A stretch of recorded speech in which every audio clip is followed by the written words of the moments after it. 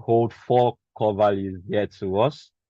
And this is capacity building. We are very big on this growth. We are growth oriented. We are, we have integrity, and we are very, very, passionate about this as well. And for us at Cable, we have Cable volunteers, right? Members of Cable who, as we call them, Cable ambassadors, members of Cable who are, giving their time, their resource, their expertise into making sure that our core value programs are being held. And what are these programs? So we have, our technical research series where we share, technical ideas. We also have our blockchain and cryptocurrency series. Of course, we know that the world's finance is changing, and so we need to prepare the next generation of leaders for this change. We have our women in technology cohort. We have our career and job empowerment masterclass that we hold. We also have our business and leadership summit coming up with the team, becoming. We have our annual Cable Symposium and Exhibition, which is held, of course, annually. And for this year, we are inaugurating. And by the way, this graduate school conference is part of, our symposium, our big event. And for this year, we are also launching a scholarship scheme as part of our programs to help pay the GRE fees for select students. More information will be given on this as we go on in the course of the program. So to give us our opening remark and to get us started for this event, please, I would like us to make welcome our Cable Ambassador, Mr. Chukwuemeka Kalu. Kalu, please confirm you can hear me, and over to you.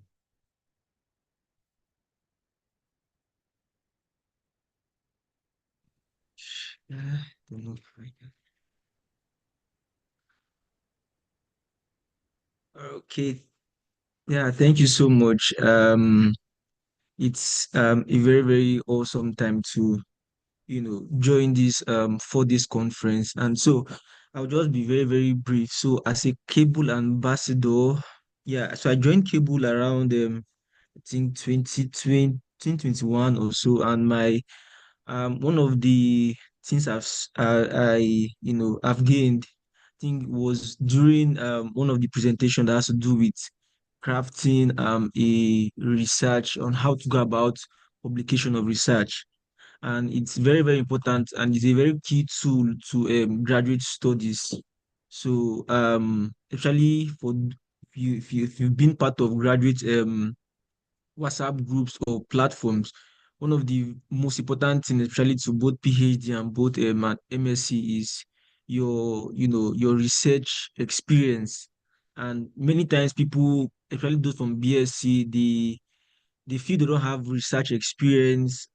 Yeah, however, that symposium or that session when I joined Cable, brought a whole different perspective on how to publish. And that was I think that was during that year also I made my first publication. Yeah, so yeah, it has been a very, very, very pivotal part of, my growth. I got my admission, into grad school first because of my research experience, and I can tell you it's something you start to gain a whole lot being part of Cable. Yeah, it's a whole lot because we have a lot of keynote speakers. You have a lot of resources and everything that we build you up for your graduate experience. And yeah, and that's something to actually take home. And just like our first our moderator said, we were trying to see how we can also in this, and part of our schemes is also to help people cover up the GRE fees. One of the greatest standing block to many, many aspiring graduates, applicants is try the graduate record examination, which is the GRE. Is a whole lot of money. In 2021, 2020, people paid GRE fees of about 45K, 70K. And then right now it's going to almost 300K, if I'm not mistaken. and we don't know what will be the fees. By the end of this year, is a whole lot, and it has a very very large impact, especially to those who are in STEM and in engineering. If you don't have a first class graduate in quotes, so it's something that can boost your profile, boost your GRE and then your research experience.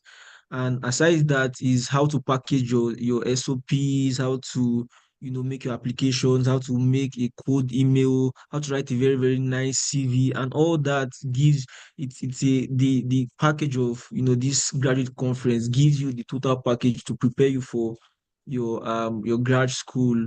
Yeah, and so I'm trusting that by the time we'll be done with this graduate school experience and this conference, that would have gained a whole lot. So sit tight, and then just grab your pen, your papers, as we scale through, and then pay very very vivid attention to the speakers. Thank you very very much. I think I will be handing over to Daniel, so that you can proceed to the next. Yeah. Thank you very much, Emeka. And I think if you were reading closely on the picture that we have while Emeka was speaking, uh, you would you would realize that we have quite, you know, a number of sessions for you. We have two keynote address in this 4-day conference. We have, positioning for funding. So we are not just talking about how to get, how to write a good essay, but how to also position yourself for funding, which of course is another block. And then, mastering the GRE and strategies on how to actually ace it. So this conference is one that is fully packed, and thank you again. So Emeka is currently pursuing his PhD, as he mentioned, at UND, and same as every other speaker would have on this session. They're coming from experience. They are not just coming to tell you folk tale, but they're coming to tell you strategies that have worked for them. Okay, and just to point out, for day one, one of our sessions for day one has been moved to next week, and this is due to an unavoidably situation from our keynote speaker. So Abi Lozano's session will be coming up by next week. We sincerely do apologize for this, but we'll have every other session as planned. And also, this session is being streamed on YouTube. So just in case you miss out on any session, you can go to our YouTube cable, and you should be able to access the recordings of this event. But we would greatly appreciate if you stay on the call so you get to ask your questions live, right, and get your answers spot on.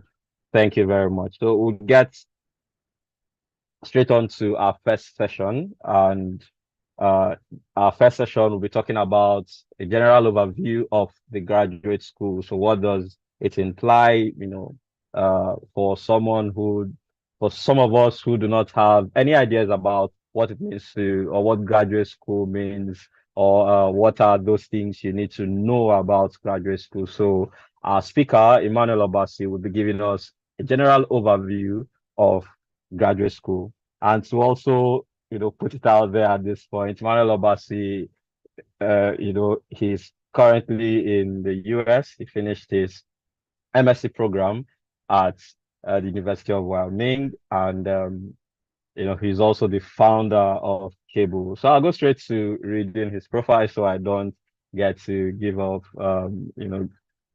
too much information and then repeat it again. Right. So he's currently a midstream production engineer at SLB, and known for integrating advanced machine learning with traditional engineering to innovate in the energy sector. He previously contributed significantly at Laramie Energy LLC, where he demonstrated his proficiency in both engineering and technology. Obasi holds a Master of Science in Energy and Petroleum Engineering from the University of Wyoming, USA, where he was a Global Student Ambassador and President of the Society of Petroleum Engineers chapter. His academic foundation was laid at the Federal University of Technology, Owerri, Nigeria, where he graduated with first-class honors in petroleum engineering and led his team to national recognition. Beyond his technical and academic achievements, Obasi is an entrepreneur, founding initiatives to foster career development, leadership, and entrepreneurship among students. With a focus on shaping the future of the energy sector, his blend of expertise, innovative thinking, and leadership, he aims to inspire and guide the next generation of engineers in energy innovation. Ladies and gentlemen, I would like you to use the chat box as we give a rousing welcome to founder Cable, Emmanuel Obasi, for the first session. Can I see us make him welcome in the chat session? Thank you very much. And over to you, Emmanuel.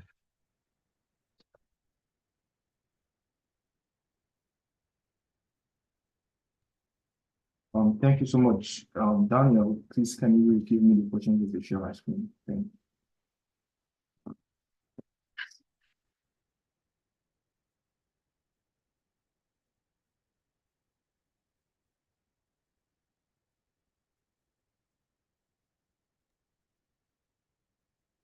Yeah, you can share your screen now. All right, thank you.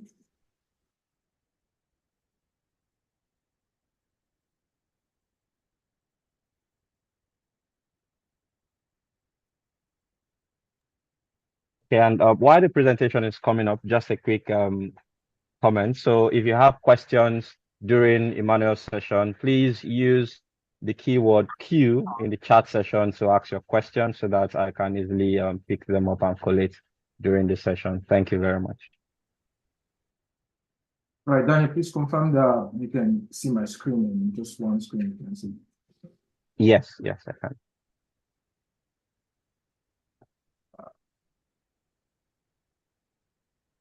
All right, thank you so much, Daniel, and also just want to welcome everybody to our session. We have a lot of things packed out for everyone here, and we're trusting God that we, try and rush, not just rush, but beat our time schedule, and also give everybody the required and requisite knowledge as pertains to graduate school.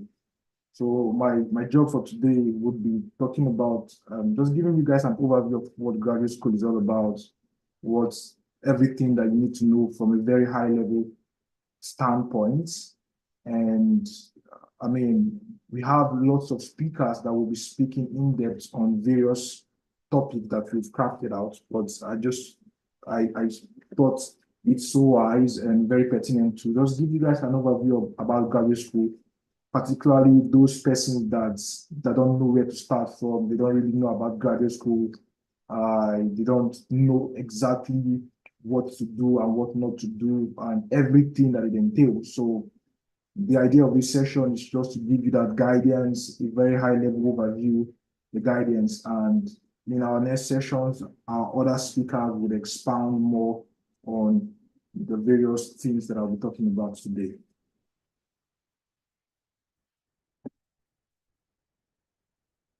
So just an outline for what I would be talking about. Getting started, like I said, what you need to do, what you need to know, documentations, funding opportunities, and mentorship, right? These are like the general overview of graduate school. And so it is very wise for us to have a very good, solid foundation in terms of the different things we need to know. There are a lot of married information out there, but it is very good that you know exactly those information that are pertinent to you as regards pursuing graduate school. Over the course of my presentation, you hear me say graduate school. Most of us, I think most of our attendees here are mostly from Africa, and Nigeria, Ghana, and the likes. And in Nigeria, you always call this postgraduate education, right? Most people know about maybe having an advanced degree as postgraduate education. It's the same thing, just the different use of words. Here in North America and here in the US, it's referred to as graduate school. In Europe, in UK, in Nigeria, it's referred to as postgraduate education. So, I mean, they are used interchangeably. So just know that when I'm talking about graduate school, I'm also talking about postgraduate education, as we all know. So getting started, what do you have to do when you hear about graduate school? Most of us have this passion for graduate school. They want to advance their degree. They have this inborn desire to do more with the potential that God has given to them. And they try to want to start exploring different opportunities. Most people don't want to do graduate school in Nigeria, and most people want to go out to do graduate school. And so what are the first things that you need to know, right? I call it first things first because it pertains to the very fundamental, the thing that you should know before you even start doing anything about graduate school. So fundamentally, there are three things that I've outlined here. And the first is the choice of graduate program. You need to understand what exactly you want to do, right? Most people during their undergraduate course, they were forced to do what they did not feel like doing. They were forced to do what they don't want to do, right? So graduate education or graduate study gives you an opportunity to actually do what you want to do now, right? I mean, probably some of you just took courses maybe because of your parents, maybe because of anyone that is kind of influential, and they suggested those courses and you did not even like the courses, but you just have to do it. So graduate school gives you the opportunity to, I mean, try to position yourself in a very good light to know what you want to do going forward, either have a master's or maybe during your PhD. So the first choice is the choice of graduate program. And then beyond the choice of graduate program, then you start thinking of other things, like the choice of university. This is very important because there are several universities in the US. These universities are ranked according to their research and educational prowess. So there are R1 universities that are top ranked universities, that are the Ivy League schools as well. And university varies, right? Based on the position of these universities, their admission criteria varies. So you need to understand the choice of university of whatsoever graduate programs you've chosen. And then lastly, the choice of location. Do I want to go to, of course, this platform we just talk about graduate studies in the US. Now, choice of location is very important because there are different places in the US. The southern, the western parts, the northern parts, the eastern parts, and these locations have varying characteristics in terms of opportunities, in terms of people, in terms of culture, in terms of weather condition. Most people don't even like cold weather. So it's also very, very good for you to actually understand the location you're coming to, right? Some people don't even know where they're going to. They just want to just leave. But you need to understand where you are going to. You need to understand the location because, like I said, it influences a lot of things. Some places in the US, they have very low population of Black or Black Americans or African Americans, right? So you want to understand where you're going to. Some places in the US, very, very cold, sub-zero degrees temperature all through the year. Can you survive in those areas? These are pertinent questions you need to understand before even making any decisions.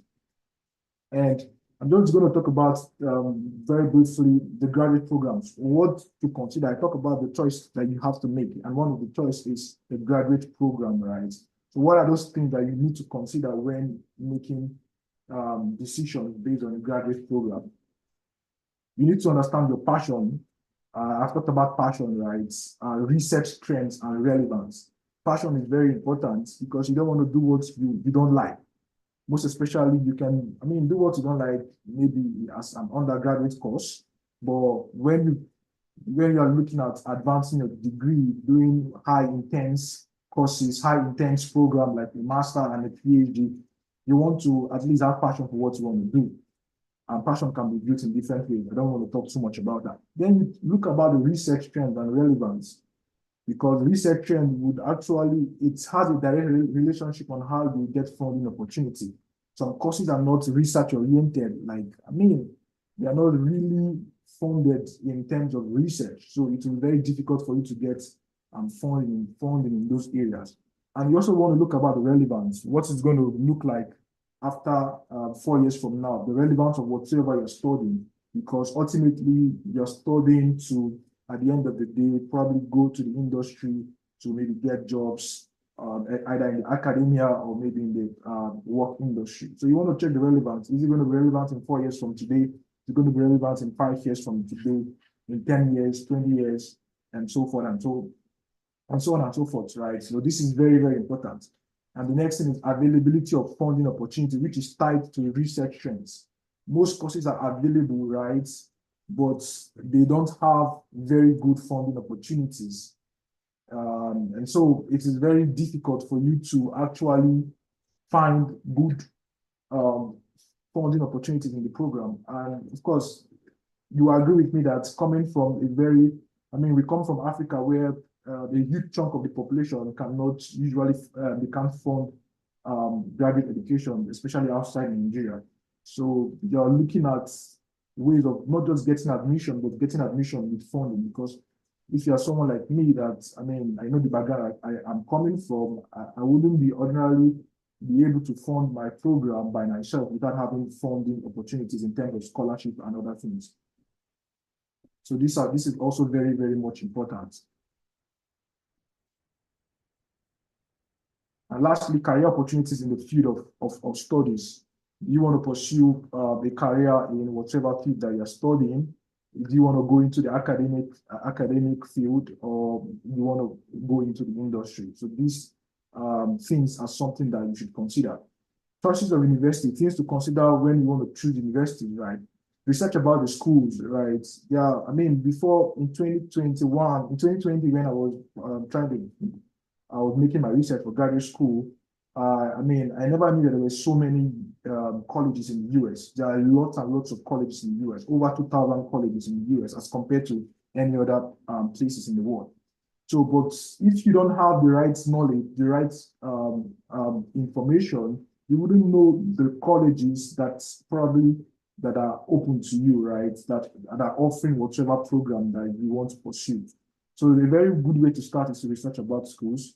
So they have very, very key academic websites that have helped me, and helped a lot of people. And one of them is usnews.com, peterson.com, and gradcaf.com. These universities are way structured in the sense that they give you opportunity to navigate through. This website gives you the opportunity to navigate through different schools in the US, right? A very good example is usnews.com. When you click into that website, there's the educational tab, which gives you all universities in the US, the grades of universities in the US, their academic positions and everything. And not just that, it gives you all graduate programs. You can streamline your search to search for just all graduate programs in the US, and it gives you the opportunity. And GradCamp as well gives you the opportunity to look at what other people are doing. You're not the only one pursuing graduate school, right? You want to see what information is out there regarding that particular school, right? You hear testimonials from students, from not just students, but from also people that have gone through the same process that you're going through now. So the gradcamp.com is one very good website. And now I talked about the grad fair. Every university in the US, from time to time, organizes an open grad fair where they call for potential students, and then they have a one-on-one conversations with them. They organize fair, and then these are very good opportunities for you to know about those universities, put your ear on ground, know the various programs that are available in that university. Very importantly, the choice, things you have to consider when making choices for university, the university ranking. University ranking is very important, and there are two university ranking, right? The general ranking of the university and the discipline ranking. Most people see this particular point as maybe trivial, not so important, but it plays huge importance when you want to move forward in your career, right? One, you want to know the ranking of the university because, like I said, there are different ranks of universities, and the ranking of the university is also have a direct relationship to how they admit students. There's something that we call admission rates, right? Every university in the US have different admission rates. So, and the ranking has a relationship with the admission rates. The Ivy League schools are top universities in the US, and the admission rate is very, very low. It means that, like, let's use an example, Stanford University has an admission rate of less than 5%. So it means that less than 5% of students that apply to Stanford University are admitted. So what is that telling you? It gives you an idea that, I mean, you need to be very, very, very, you need to be at the top of your game when you want to, when you're submitting applications for these schools, right? And not just that, it gives you an idea that, okay, I'll have to try other schools so that I don't just put all my hope on one particular place because the admission rate is low. Other schools, and this by no means mean, there's a disclaimer here. The disclaimer is, I'm not saying that because a university is not ranked, well, it means that the university is not good, right? Some universities have, like, their ranking is maybe in the 200s, but they offer good programs, right? That is why you need to also check the discipline ranking. Discipline ranking means the discipline you are pursuing, the course you are pursuing, they have different rankings, right? Let's say petroleum engineering, the school you're applying to in petroleum engineering might be ranked #1 in the US in terms of petroleum engineering, but ranked maybe 50 or 30 in other, maybe in the general ranking.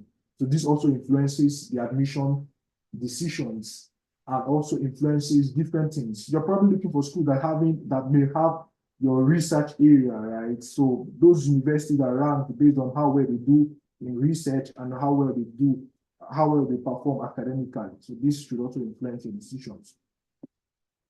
So going forward, lastly, you need to note the academic windows, right? Very important. Most people don't know about this, right? If you know about this, you understand that it is very good you plan well. And planning well means that you understand the academic windows for schools in the US, especially in the US. It's different from maybe in Nigeria, in Africa, in Europe. Academic windows typically means the window, the academic session for each universities in the US. Typically, there are 2 academic sessions, right? There's the fall session and there's the spring session. Actually, there are 3. The summer session. Summer session is not usually per se academic sessions, right? It's usually for research. Some universities may just offer 1 or 2 classes. But the 2 major periods are the fall and the spring session. Typically in the US, it begins from August to December, right? For spring, it begins from January to May. Now, you have to also note these academic windows and the application windows, right? Application window means that when are these universities available for you to apply? Generally, this also can vary, but I'm just giving a deductive analysis of the application window. So for fall, it varies from October to December the preceding year. Some schools may be open in January or February. For spring, the application window is, the deadline is usually August 31st or September 30th for most schools. Now, what do I mean by October to December the preceding year? That is, if you are looking forward to applying for, let's say, take an instance, you are looking forward to applying to schools in the US this year, which is the fall session, which is August to December this year, you should have already submitted your application last year between October and December. And in some cases, some schools can give you leverage to submit your application in January. But I'm just giving you what is like the general statistics, right? So this is very important so that you start planning on time, know how you can plan yourself. For spring, it is usually spring starts from January, May, right, to May. So application is August to September the preceding year. So this gives you an idea on how you can channel your preparation and every other thing. So choices of location, like I said, the regions in the US, the northeastern part, Midwest, South and West parts, the social and cultural ideologies, very important, social cultural ideologies for different states varies, right? Most of these states are ruled sometimes independently, so they have their different cultural and social ideas. Temperature and climate changes, like I've talked about, is very important. So what are the required documents for admission and funding? Typically, these are the required documents, right? I mean, typically, right, other schools may have varying requirements, but generally, these are the admission and funding and the documents required for admission and funding for schools. Like I said, I'm not going to, this is a high-level overview. Other speakers would extensively talk about most of these things that are here.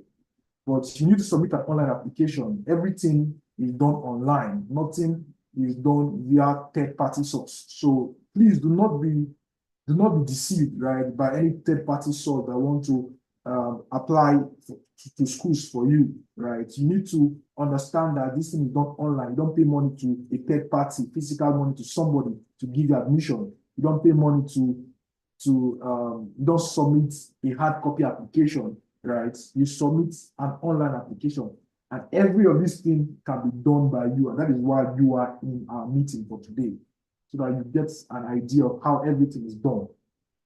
So you submit an online application. The online application, you go to the school website, and then you submit an online application. How do you know about the schools? I've told you on where to get those schools. Like typically, you go to those websites, you take a draft of 30 schools that you're looking at, or 20 as the case may be. Then you start researching about the schools from those websites that I've given to you, and also on their page.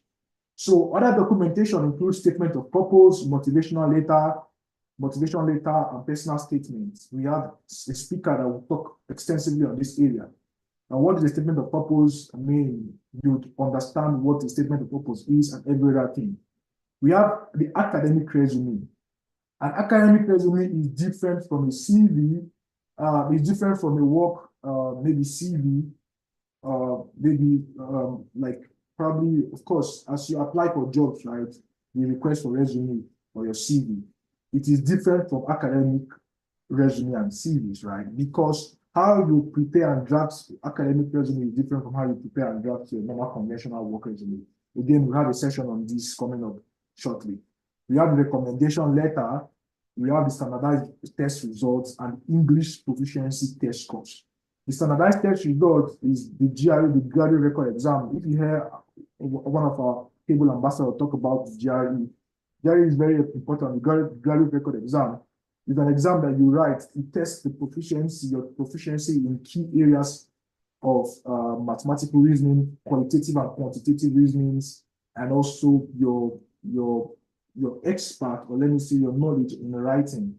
So the GRE exams are now becoming optional, right? Most schools in the US, after the COVID-19 pandemic, started waiving the GRE exams for people. Therefore means that it's optional for some schools, right? But it is highly recommended. Why? Because, like I said, you want to be strategic in applying to schools. You do not just want to apply to schools like that. You want to be strategic to apply to school and get funding. It is somewhat easy to get admission, but it's not so very easy to get scholarship and funding. So ultimately, you want to submit your application in such a way that you would qualify for funding and maybe be above every other person, right, when they're considering for funding. So the GRE exams is recommended, especially for engineering-related courses. For other courses, it is probably not so recommended, but for engineering courses, it is highly recommended. The English proficiency test course is also very highly recommended, right? When you talk about the IELTS, the TOEFL, and every other thing, right? Other speakers will talk on this in our upcoming slides. So just typically, this is just to give you an idea of what is expected for when you're preparing to apply to schools. So if I were you, I will be checking, I will try to check this list. Now is the time for preparing, taking stock. Do I have an academic resume, an official transcript? I mean official transcripts. Official transcript is not official, unofficial transcripts rather. An unofficial transcript is different from an official transcript, in the sense that most people think that you need an official transcript to apply to schools in the US. You don't need an official transcript. What you need is an unofficial transcript. So it therefore means that any transcript, as long as it is from your school, you can prepare. Like, take for instance myself for an example. All the schools I applied to in 2020 and early 2021, I submitted all unofficial transcript. And when I mean by unofficial, I mean unofficial to the core. I prepared, I mean, of course, I know all my grades, right, from my first year to my final year during my undergraduate studies, right? And so I prepared an unofficial transcript with the template that the university provided because I could not wait for official transcripts, right? I prepared the unofficial transcript, sent it to my department, and the head of department signed on it, and that was it. My course advisor signed on it, and that was it. And it is, and then they stamped on it as well. It is recommended and it is recognized by US universities, except for some very few, But most universities, they accept unofficial transcript in this way. So these are the various documentation. And of course, I'm going to jump this slide, talking about statement of purpose. Exciting session coming up on this next week. You know what it is, what it entails, and everything that has to do with the statement of purpose. Why I'm trying to emphasize on statement of purpose is it is very, very, very important in gaining admission. The admissions committee, they look keenly at the statement of purpose amongst other documents. So moving on finally to the last thing I'm going to talk about today, it's, I mean, just to whet your appetite on what the funding opportunities are here in the US. Other speakers will definitely talk about funding opportunities, but typically there are two kinds of funding opportunities. There are the scholarship, fellowship, and grants, and then the graduate assistantships, right? Now, they are very different. Scholarship, you can receive scholarship from different sources. I'm going to talk about it in my next slide. But for the graduate assistancy position, there are three types: the graduate teaching assistant, the graduate research assistant, and the graduate administrative positions. Now, when you're applying for non-US schools, maybe schools in maybe Europe, right? Any other places, right?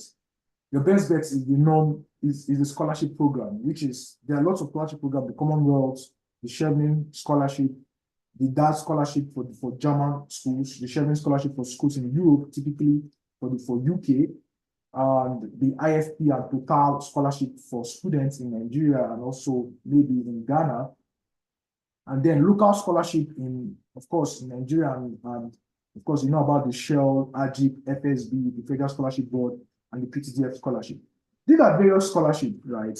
But the problem with this is it is very open to a very few sets of people. So typically, a lot of people apply to this scholarship, but just a handful are picked. So do you want to put your chances on being just there and waiting to get some of this scholarship when there's another alternative route towards getting funding, right? I always come back to saying that the idea of applying to schools is not just to apply to schools, but to position yourself in such a way that you get funding, because I'm not sure how many of us can afford paying for our academic fees by ourselves, rather. So that is why the assistantship position is the sure way of getting funding, right? Typically, the sure way of getting funding. So now, I'm talking about assistantship. So what is assistantship? Very assistantship gives students the opportunity to professional experience, academic training, and financial support. So it's the way where the university come together to assist students in different areas, right? It gives you the opportunity for professional experience while studying, academic training, of course, which is in terms of your academic studies, and at the same time providing financial support for the students to take care of other expenses from tuition to health insurance, which I'm going to talk later on, and all that. And also, subsequent speakers will talk on this. Now, typically, the workload for the graduate assistantship position is between 10 to 20 weeks, 10 to 20 hours in a week. So you have 10 to 20 hours of responsibility per week. Typically, this is not the case. This is what is officially stated on paper. But when you come to graduate school, you know that there is more to this than just this, right? And that is why tomorrow, our grand keynote speaker, Professor David Bagley, would of course be speaking more on this, because he is a professor in the university here in the US, and he will spend more time talking about some of these things in depth. So Emmanuel, now, we have. Hello, Emmanuel. Yeah. Okay, so you have about 5 minutes. Yeah, so Thank you so thank much. you. This is just my final slides, and that's all. So the teaching the graduate assistantship has two parts: the teaching assistantship and the research assistantship. So the responsibilities as a teaching assistant that you help and assist students in their various academic programs, right? Students, when I mean students, I mean undergraduate students, graduate students. So you help students in various academic programs, and you help them in their lab sessions, and typically you grade classes, you tutor, and then there's an incentive. Like I said, there's a full tuition fee, and it covers your health insurance, or your tuition fees, as well as you're being paid a monthly stipend between 1,200 to 2,200. The research assistant, you have an opportunity where you assist professors in different research areas, depending on what you want, and depending on what the lab or the professor is. And at the same time, you get experience in working in the lab. Can I And you get these programs scheduled for students, right? So, can I Chuku, please? Can you kindly mute? right, sorry for that, right? And when you assist a professor or a research lab in whatever research they do, again, you get incentives. The incentives, they pay your tuition fee, cover every other expenditures, and you're being paid monthly salary to even go to school. So there are various strategies of getting fundings, which our speakers will be talking about in the next slides to come. But yeah, of course, these slides will be made available to everybody. Submit a strong application. Make sure that everything that we've talked about is well documented in terms of your resume and every other things, right? And of course, for getting funding for GRA, our various speakers will be talking about how you can position yourself in sending out code emailing and every other thing, right? This is just an information session to get you prepared for what is to come during the subsequent days of our program. And finally, mentorship is very important. That is why you are here today, to connect with people. Have someone that share the same mindset with you, that you can pursue graduate school. I keep on saying graduate school is an entirely a different business on its own. It's a job on its own. As you go to job every day, you can as well prepare for graduate school by taking it, having a mindset that it's a job on its own. And what do you do when you go for a job? You dedicate your time, you dedicate your effort. You have colleagues that you work together. And that is why direct mentorship is very important. Look for friends, people that are going at the same pace as you are. Join communities. Of course, we have our cable community, which can provide you with mentorship on how you can go about your graduate school. And indirect mentorship, you can get indirect mentorship from LinkedIn, from academic Twitter accounts, and also from our platform called the Cable Community. So thank you so much. These are just my pictures, which I felt I should add during my study at the University of Wyoming. And so thank you so much. If you have any questions, we're very much welcome to ask them. And also I apologize for running a little bit out of time, even if I know that it's within 40 minutes. Thank you. Thank you very much, Emmanuel. I think that was so apt for an overview regarding grad school, and I think it's touched on everything. You began by highlighting where to get started, which of course is always the choice of program, right? And you outlined how to go about the choice of program, which should be channeled towards your passion, your research interest, and then trends as well as relevance. And you also, advise to consider availability of funding and career opportunities in the field. You went on from there to talk on the choice of university, and how to pick the right universities, and you advised to research about schools. You provided websites for these research, and also to get university rankings, right? So based on either the general and or the discipline based rankings, and also choice of location. Of course, we saw your pictures at Wyoming. I think it's freezing right at Wyoming. So if you are someone who loves that kind of weather conditions, you want to pick those kind of locations. And you also outlined important documentation, even those that are not required all the time, something say like the GRE, but they are recommended, right? I think that was quite, worthy of note there. And, rounding up with, of course, one of the most important parts, the funding.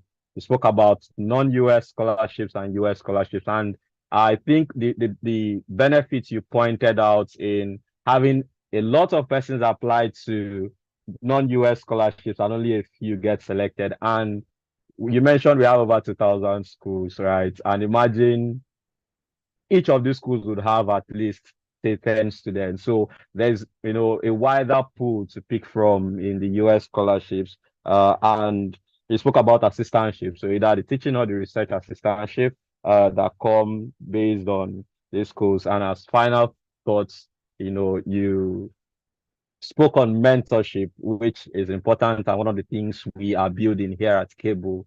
So you can join the Cable network or get in direct mentorship via academic Twitter, as Emmanuel suggested. And just to put it in his own words, right, as I wrap up this summary session, grad school is a job on its own. And just like your normal job, you put in the time, you put in the resources, you commit to it, and you work, you collaborate, you work with people who want to achieve that organization's goal. And I think with this summary, I believe I'm able to do justice, even though it's not enough compared to the details you put into this. But for those persons that joined in late or could not, stay constantly on the call, I believe this summary helps. So I'll just go straight to taking on questions. We have a few questions on the chat box. So I'll start with the first question we have. So kindly explain further, this is a question from Umobit Daniel. Kindly explain further on English proficiency test, as he has seen some federal schools here in Nigeria making it available for students who apply for it. So I think his question is, the letter you get from school, does it cover for English proficiency?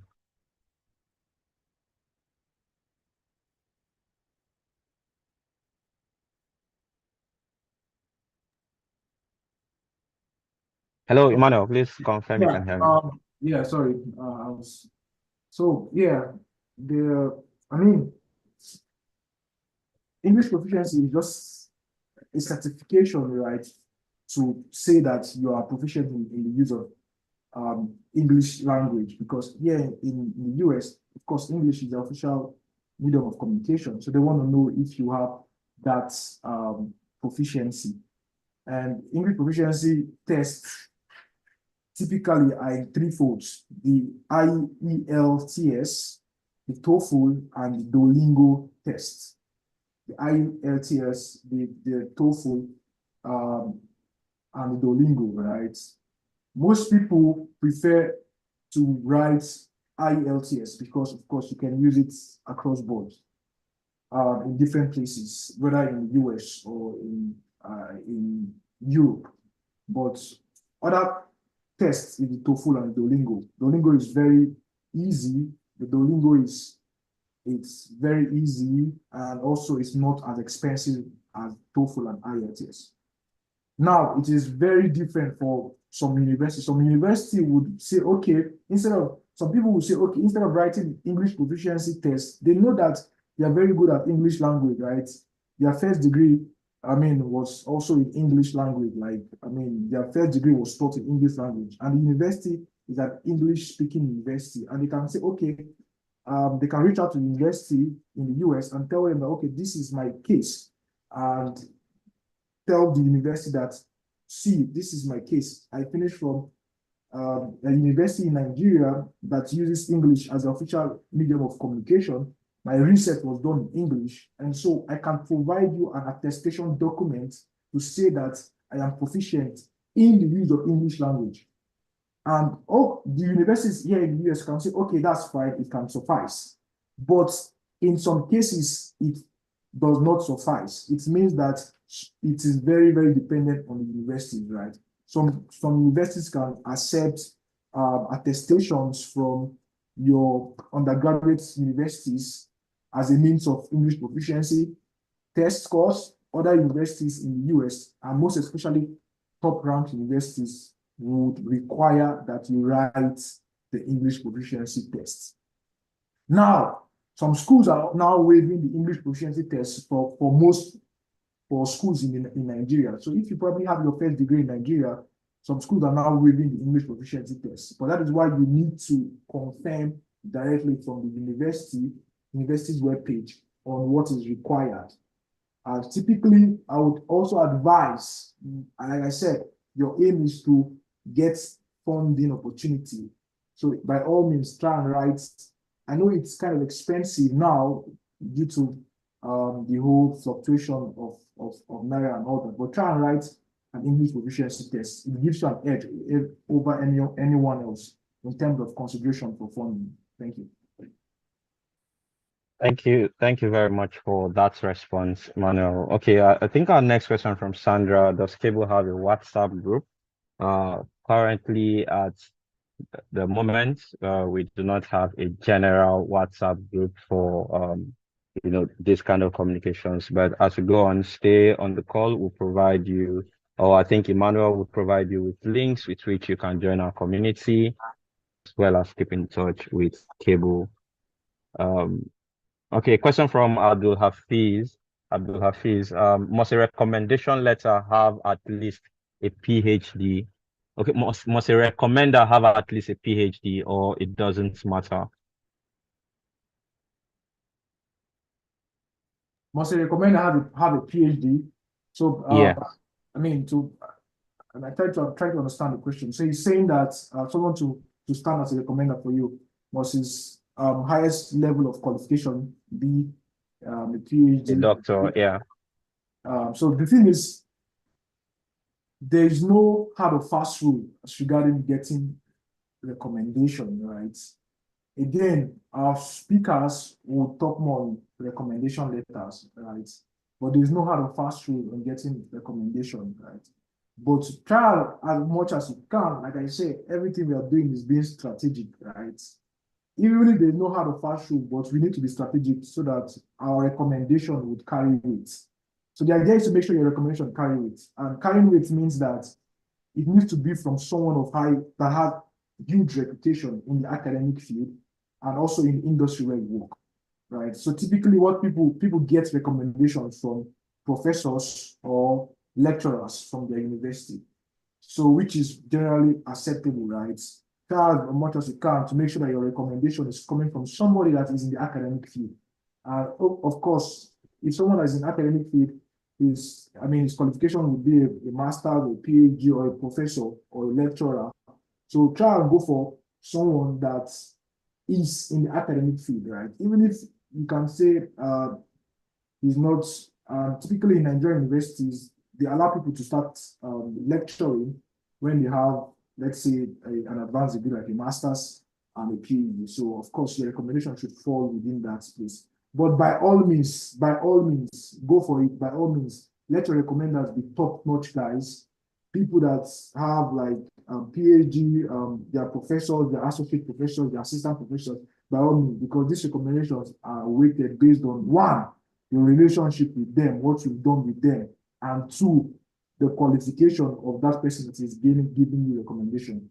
And does it mean that you cannot get recommendations from any other places? No, you can get recommendations from where you are working. As long as one of those recommendations are from someone in the academic field, it's fine. Like during my application, I used 3 recommendations, right? 2 typically were from academic lecturers in Nigeria, and 1 was from where I was working as at that time. So yes, I mean, to answer your question, it's not like you had a fast food to say you must have someone that is a doctor to recommend you, but it is very much recommended, like encouraged, actually. It's very encouraged. Thank you. Yeah, thank you very much for that. And again, just to add, it's just like you said, putting your application out there. If a professor wants to look at how a professor is assessing you, it makes more sense to him. So you want to give him also that picture that this is coming from someone who is at your level. So you want to go for those kind of recommendations, but that doesn't undermine the recommendation from someone who can speak so well about you and that is still in academia. Okay, so our next questions, I'll just be taking, so I've seen a number of questions that are tied to other sessions that we'll be having. And since this is just an overview, I'll be taking questions that touch generally on, the overview part, and then I'll move other questions to the other session because of our time. So how important is WES evaluation, and how relevant is it? I think we'll just keep the answer brief. How important is WES evaluation? WES evaluation is not generally something that is required for all universities. However, some universities require WES evaluation. For any university that is requiring WES evaluation, it's very important that you send your WES evaluation to the university. I mean, typically, university would require WES evaluation from you after they have made the admission decisions, right? If you have been granted admission, and so before you can actually resume your studies in that university, you would actually submit a WES evaluated transcript. So WES evaluation, typically, they want to make your transcript, they want to see your transcript from their own standpoint, right? In the universities in Nigeria, they have different grading system. Some people use the 5.0 grading system. Some universities in Nigeria use 7.0 grading system. But typically, schools in the US use 4.0. And they want to try to weigh those classes you've taken in Nigeria with the standard of what they want, right? And yes, it is very important. If a university is requiring for WES evaluation, it's very important that you do WES evaluation. So when do you do WES evaluation? Please do not do WES evaluation before you are granted admission, right? Because typically you will not even know it's not wise for you to pay so much money to do WES evaluation when you don't have an idea. You don't even know what is the admission decision as regarding your submitted application. So always do WES evaluation after you've known your stand, after a decision has been made on your application. And like I said, you can always submit an unofficial transcript at first, but when you have been accepted, you can do WES evaluation. Okay, thank you. Thank you very much. We'll just take one more question. And thank you very much, Ebuka Okoro, for helping us with the question. So as we move on to the next item, Emmanuel would also be giving answers to some of our questions. And then there's some questions that we might also, you might also need to ask in the next sessions, but we'll make sure that all questions are answered. So let's take we have a hand raised, so and I think that will be our last question, and then we'll provide answers to the others in the chat box. So Isaac, kindly unmute yourself and ask your question. Thank you. Okay, good evening. Thank you for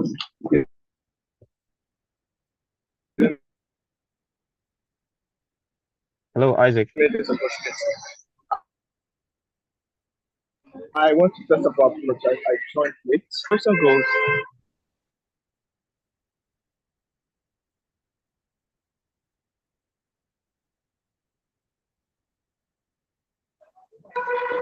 Hello.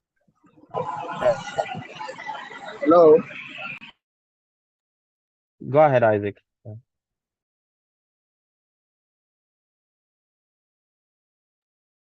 Obasa, I think you'd okay, go ahead. I think you can speak now, Isaac. Yeah, okay. So I joined late. No, I apologize. So my question is this. In my case now, I have a CGPA of 2.99, and that's a second class lower. So can I use that to pursue direct master's admission in some choice schools in the US, hoping to also get funded? That's my question. Okay, so Obasi, I think you got the question, so you might want to take that. I could repeat. I'm going to answer this question now, and I think this would be the last question, right? Because we have a panel session. Yeah, exactly. We'll answer lots and lots of questions. So, yeah, I mean, there's no, everything works based on your commitment and based on, of course, I mean, God helps everybody. And not just that, you also need to understand that the system in the US is different from the system in Nigeria. Typically, they have a CGPA which is above 3.0 to apply for different programs. And that is exactly, again, thank you for asking this question, because that is one of the reasons for WES. When I talk about WES evaluation, right, you cannot, like I said, I do not encourage you to do an official WES evaluation and pay those money to do WES evaluation and submit to a school, right? You can put your transcript, and that is why in the next comment section, you hear more about transcripts and every other thing. You can try as much as you can to draft your transcripts in line with the standard of the US system, right? The US system operates on the 4.0 CGPA scale, and they have a way of evaluating different grades, right? So you can evaluate your transcripts in that light. And in most cases, we see that transcripts that are evaluated using the US system are kind of, the CGPA kind of raises up, right? It gives you an edge, right? Take for instance, someone that is on a 3.0, or let's say 3.2, 3.3 on the CGPA scale of 5.0. When you do a WES evaluation on a 4.0 CGPA scale, there's a way it lifts the CGPA, not so much, but it gives you a chance, right? So as long as you have a CGPA above 3.0, you are very much on the US scale, you are very much, you are eligible to apply for admission. However, there are cases and there are exceptions. Exceptions can be maybe you have a very good credential aside your CGPA in school. You have very good skills, you've published papers, you've done a lot, right? And these are rare exceptions. And those kind of students can email directly to the university, to the department actually, and saying, see, this is my CGPA, this is what I've done, can there be a waiver on my case? It happens. Has it happened before? Of course, it has happened. Does it always happen? It does not always happen, right? But does it happen? It happens, right? And those are rare cases and very, very rare cases when you have exceptional abilities. But if you know you don't have a very good CGPA, try and evaluate your transcript using the US metric system and see how your transcript, how your final CGPA would look like as compared to the requirement from the university. And with that, I think you can apply for those schools. Yeah, thank you. I think that was just the perfect answer. Thank you very much, Emmanuel, for that. Okay, right away, would thank you for the session. I think it was quite insightful. So right away, we would go on to the next item on our agenda. And okay, and that would be our icebreaker session. So we have two sessions today, and we do not just want to move you from, one session into the other, just a little 5 minutes break to have sort of a quiz to help us,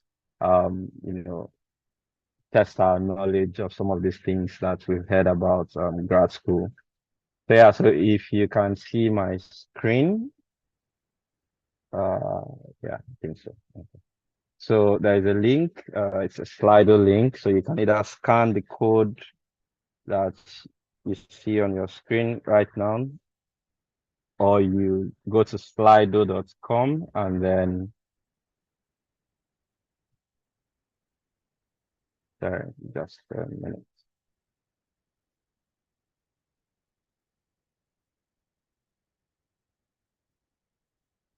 Okay. So you can scan the code you're seeing on your screen, or you go to slido.com and then input the code. So I can see Chebuka on the call. Kenny, welcome. So I'll just leave this open for a few more seconds and then we'll get started. So just join in, pick a name, and then the questions are quite simple. So we have about 70% on the call, above 70%. So we should have at least 30% joining the quiz session. And by the way, there's a prize for our winner, right? Yeah, courtesy of Cable. So there is a prize for our winner. Very simple questions to test your knowledge of grad school. Let's get more players in as we begin.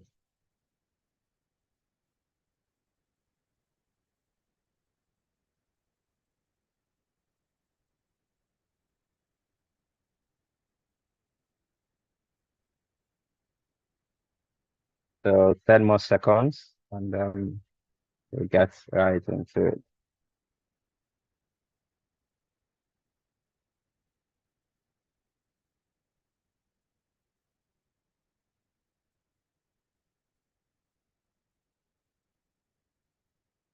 Okay, and we begin with 26 participants. So, first question, which of these is a major funding source for many graduate students in the USA?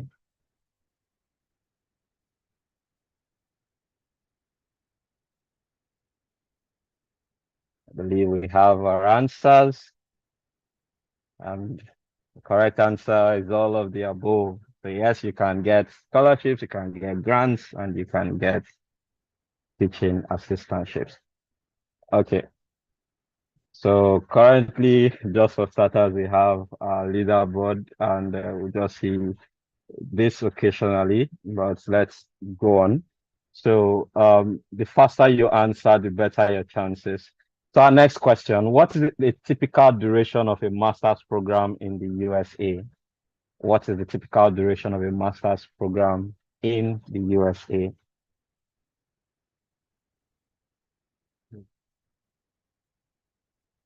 And 2 years is correct. Next question, what is the term used for a research paper that graduate students must write and defend to earn their degree?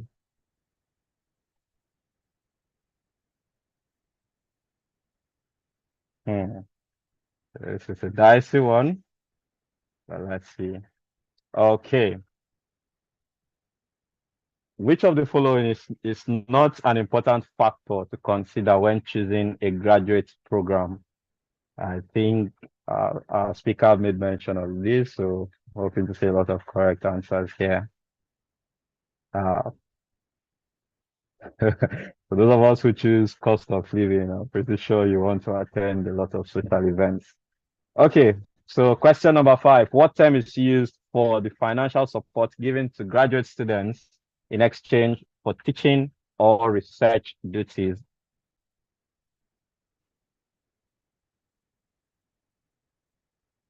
And of course, our correct answer is assistantship. So stipends, it's part of assistantship.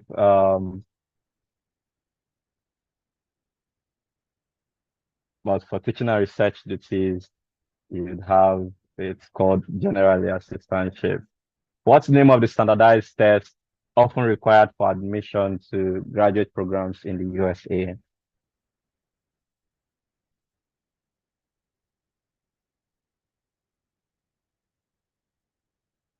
And GRE is the correct answer. Let's see, it's 6% got that correct. And Cyril is still at the top with Joshua and Idika following, and Bella just dropping off there by 1 point. Okay, we'll go ahead. Question number 7. What does GRE stand for?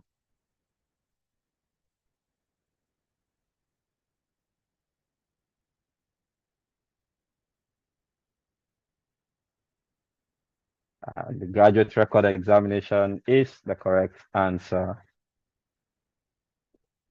What is the unofficially nicknamed Silicon Valley of the East Coast, known for its concentration of universities and research institutions? Yeah, this was quite expected. So Boston has a lot of universities and it's known as the Silicon Valley for schools. Okay. What's the estimated number of universities offering graduate programs in the United States of America?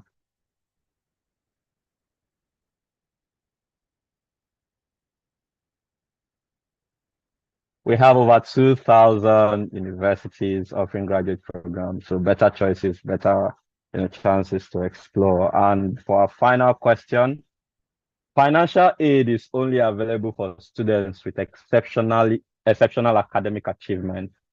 True or false?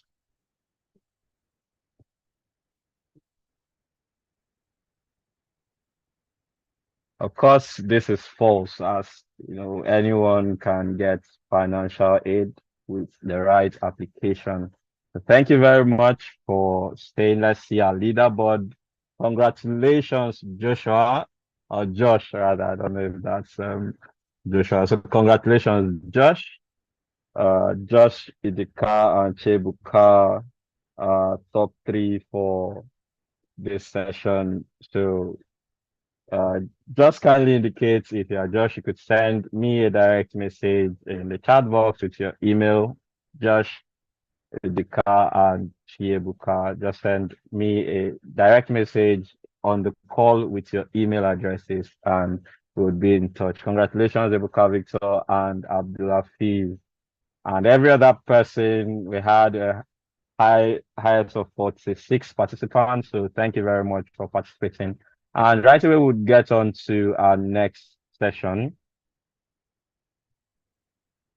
Yeah. So for our next session, which is how to build your academic brand. Of course, academic brand is what gets you into grad school, who you say you are. And, remember, these persons are not seeing you, but they're evaluating who you've said, or what you said you've done, who you said you are on paper. So Emmanuel Oswagu would be giving us a comprehensive guide to academic resumes and winning recommendation letters.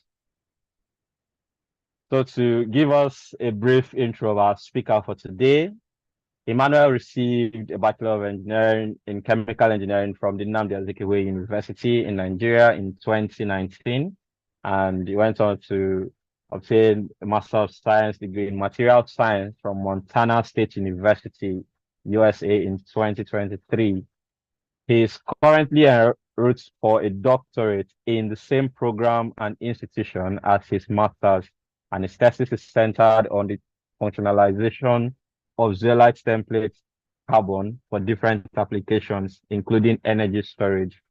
He is a Phi Kappa Phi Honors Society member and a 2023 recipient of the prestigious Love of Learning Award.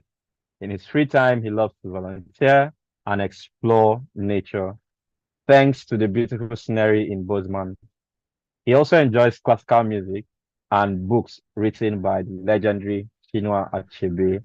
Ladies and gentlemen, please let's make welcome Emmanuel Oswagu as he gives us our second session on building your academic brand, a comprehensive guide to academic resumes and winning recommendation letters. Over to you, Emmanuel. Thank you.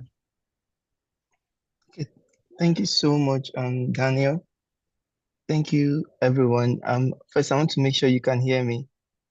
Yeah, I can hear you, and I think you can go ahead to share your screen now. All right, so I'll be sharing my screen.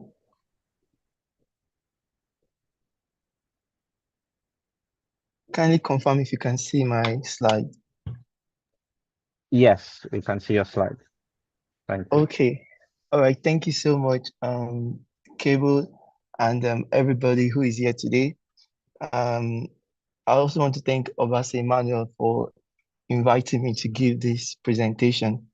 So, talking about building your academic brand is something very pertinent, especially now that you are in the process of making a decision to go to grad school. I know for many of you here, you may not have made the decision yet, but you should also be thinking about building your academic brand. So I'm going to try to give you a guide to how I built mine with the help of my academic resume and the recommendation letters. So I'll move straight to the presentation. So for you to craft your academic brand, you have to recognize that your resumes and your recommendation letters are very important. So this is the way I think of it. when applying to school in the United States, there is going to be a committee that will decide on your admission to the university. And then this is how they see your application packet. They see what you say about yourself, and they see what other people say about you. These are two things. So what you say about yourself is how you write your statement of purpose. I'm not talking about it here. How you compose your academic CV, and then what other people say about you is your recommendation letter. So both of them play a key role in deciding if you get admitted or not. So that is your academic brand. You have to take it very seriously. So now, in general, whether you're writing a statement of purpose, an academic CV, or you're trying to draft a recommendation letter, you should always have a clean and professional format. So what I mean by this is if you're, I'll show you my CV and that will guide the conversation, but your format should be clean and professional. It shouldn't be untidy. You shouldn't bring in different kind of font styles or different kind of font sizes in your format. So you have to be professional about it. It's a serious business. So the next thing again is the relevant information should stand out. Nobody needs to know everything that has happened in your life or what everything you did in undergrad. You just need to identify the key things that stand out, and that is what you put there in your document. And the last thing is to keep your document concise. So concise in the sense of keep it brief, keep it straight to the point, still in support of the earlier point. So now when talking about resume, a resume which it's different from a CV, because when we talk of resume, these I understand the resumes goes for like job applications. But when we talk of CV, CV is now the robust kind of document that contains most of the things you've accomplished as a person. And your CV can be academic CV, can be in different forms. So here I'm talking about an academic CV, which we can also call a resume in this case. So there are different sections. So one of the section that is important is your title. I'm going to talk about each of these sections as I proceed through the slides. And I would like for everyone to try to take note of these sections. Like your objective has to be written, your education, publications, research, and academic experience. Because it's an academic CV, you have to include your research experiences as well as your academic experiences. And I'll show you examples on how to craft it. Then your work experience is also important. You might ask, I just finished university, I've not gotten any work, but I can assure you, you've done internship, you've maybe worked before you went to university. So there's a way you can put everything to become a work experience, and then I'll show you as we proceed. Then for your volunteer and service work experience, that's another very important aspect of your resume. Something you should know is when applying to grad school, most people have equal qualification as you do. In fact, you're competing, think of it as competition on a global scale, because you're competing with students from China, from India, from Canada, just name a different parts of the world, competing for the same position. So most of them have good experiences. But what makes you stand out, in my own understanding, is your volunteer and service work, because that one, it's something that you do for the community and you have to showcase it in your document too. So now, another key section of your resume is your professional affiliations and memberships. I encourage you, if you have yet to join, try to join recognized societies, like societies that are attached to your program. Like if you're doing petroleum engineering or chemical or geology, there's Society of Petroleum Engineers. In my own field, chemical engineering, there is the Nigerian Society of Chemical Engineers or the American Institute of Chemical Engineers. So try to join those affiliations, and then you should include it in your resume. Then the next important section too is your honors and awards. You have to showcase what you've achieved in the course of your program and why you think they should take you as a good candidate. Then the next point is certifications. There's a place for professional certifications in your academic CV, and I'll show you how to go about writing it. And lastly, your skills and additional information. So let's jump straight to it. Your title and objective. So On the left side of the slide, I have an example of mine. This is one I used to apply for my PhD in chemistry at the University of Kentucky, which I was admitted. So that's why I'm using this example there. So, how did I draft this CV? One thing I have here is my name. Now you have to, let me just point this as a disclaimer. This is not the format everyone should use. This is like a guide. So when making your own, you can take from this to draft your own CV. So now here you can see I have my full name written, and I was able to clarify which is my first name by virtue of this comma here, that my first name is Emmanuel, and then my last name is Oswago. And then under the name, you can see the font of the name is different from the font I used from the other content in the title. I made it bold because that's an academic brand for me. I'm selling my name first. Then I have my Gmail or my email address. So talking about email addresses, I would advise you to take this as very important because it doesn't look like something that is important, but it is. What is your email address? Are you 419@gmail.com or I love food@gmail.com? That's not kind of an official email brand. So you have to use an email brand that sells you and your name. It has your name there and it is just fewer or extra things. It's not like Ugo Million. I have an email address which is Ugo Million. I cannot use Ugo Million for graduate school application. So I had to make a new email address, which I called Emmanuel, my first name, then my middle name, and then my last name. So this may not be easy for people to get because nowadays almost all the Gmail or email titles have been taken. So you can find a way to make it maybe one or two or just something to make it unique. So remember, we're building an academic brand. Then your phone number, you have to include your phone number there. So it's just part of how your title should be constructed. And then you have to put something that tells about you in the social community. Like a LinkedIn profile is most appropriate. I wouldn't encourage you to put your Twitter or your Facebook.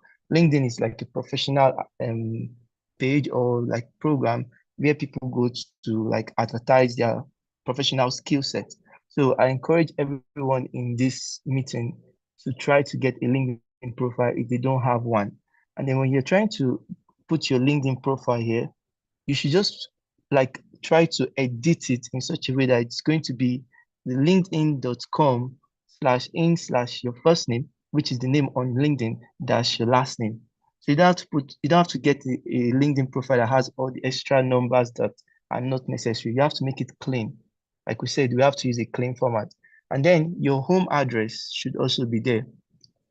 I know you might be thinking, why do I need to include my home address? Maybe. I'll just say it's important because sometimes some schools might decide to contact you via your home address. These are very rare cases, but I can give an example.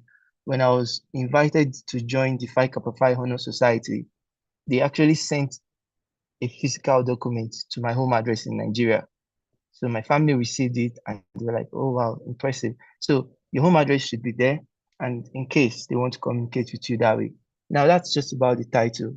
Then on the objective is where you tell them what you want to do in summary. This is not your SOP. This is not where you write 10 line document. No, it just can be 2 to 4 lines.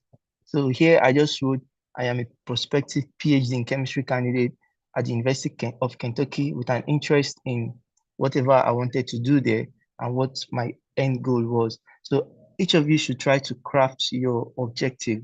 Now I want to go to grad school. Maybe you're interested in a master's. This is going to change from PhD to master's.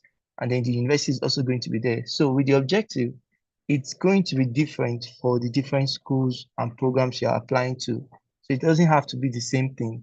So as we are trying to build an academic brand, you have to know that how you market yourself to this school is going to be different from the way you market yourself to another school because you're applying to different programs, different faculty, different opportunities. So your objective should try to capture that.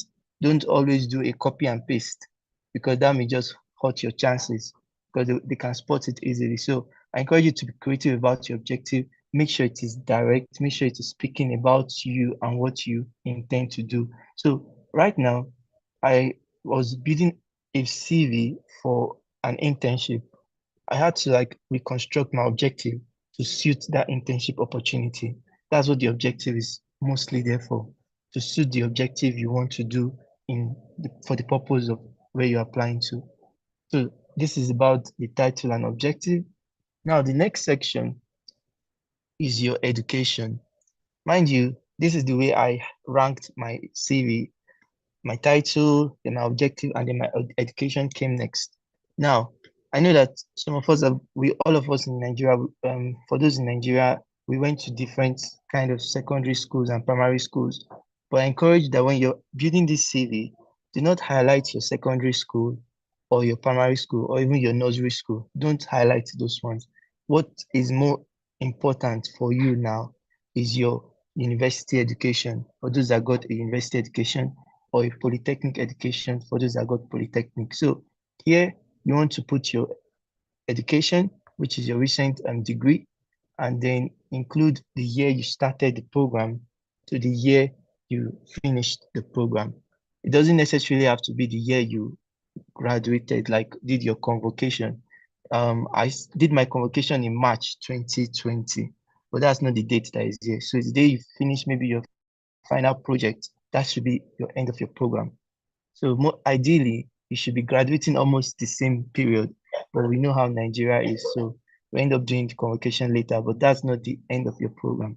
So you should find those dates. You don't need to write the exact day. The month and the year is sufficient to pass the information. Then you should also highlight the degree you received. For those in engineering, you're receiving a Bachelor of Engineering. For those in science, it's going to be Bachelor of Science, or it depends on the degree. If you're in law, it's a different degree.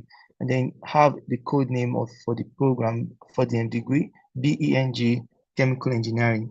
Now, one thing you want to include with your bachelor's is your GPA, because this is an academic CV and you're building a brand. Your GPA is one of the things that tells about you as a person. It doesn't give the full picture about you, but it tells something about you and the work you put in college. So you have to include your GPA in the scale that you were awarded. Like in Nigeria, most schools use the 5.00 scale. I know University of Ibadan, they use 7.0 scale. So you use the scale that your school awards you your GPA and then include it there. And then I encourage you, like the last speaker, Obasi, must have mentioned the unofficial WEST GPA. Try to do a WEST conversion. Just under this slide, I have a link here that will take you to where you can do a free IGPA conversion to like 4.0. You just need to put all your grades. It's going to take a while because you need to carefully write out all your grades correctly. And then it converts that grade to a 4.0 scale, which is what they can relate to here. So they don't easily relate to 5.00 scale that we are used to in Nigeria. So try to do an unofficial WEST GPA and put the scale there, the value there, and then in the scale that they can recognize. Now, something again that can be in your education section is your research thesis, or what you did as your project, what we call project. So I call it my thesis, and then I wrote the topic of that project, and I wrote the grade I obtained, which is how I constructed this education part. And then in chemical engineering, we do 2 projects normally in final year. We try to do a research project and then a plant design project. So I also included my plant design project there and the grade which I obtained. Now, another important part of the education section is your relevant coursework. I know with your program in school, you took many classes, but I would just like you to identify key classes that relate to what you want to study for your program. Like if you want to do, like me, if you notice, I did chemical engineering in my undergrad, but I wanted to now move to material science for a PhD. And so I had to include my material science classes, organic chemistry classes, physical chemistry classes, and fewer of those core chemical engineering classes I must have taken in the past, so it can match the program I'm going for, which is why we call it a relevant coursework. So this just summarizes my education section. The next section which I also rate as important, is your publications. While I was in my undergrad, I believe I was privileged to at least have 3 publications based on my projects and based on my interest. Not everyone has this privilege or opportunity. So, but I encourage you, if you are yet to graduate or if you just graduated, try to go back to your undergraduate project and see the possibility of publishing it. You might end up having something that would make you stand out in your application by doing just that. So when, let's say you have publications, then this is important for you. You have to like cite those publications, like not necessarily cite, you have to like write them out the way you usually write it in a paper. So for those who have written papers, you're familiar with this format of writing your papers you cite or reference. So this is just how I wrote this one, and then I highlighted my name so that my name is there, obviously, that they can see, okay, this is this person applying for this program. Now, one thing again is there is what we call the DOI. DOI is usually a link to your paper, direct link. Not all journals provide you with a DOI. And you see that in my first paper, there's a DOI, but in my second paper, which is here, there is no DOI. So what I did is I created a hyperlink. In my next slide, I'll show you how to create a hyperlink that will just link it to wherever your paper is on the internet.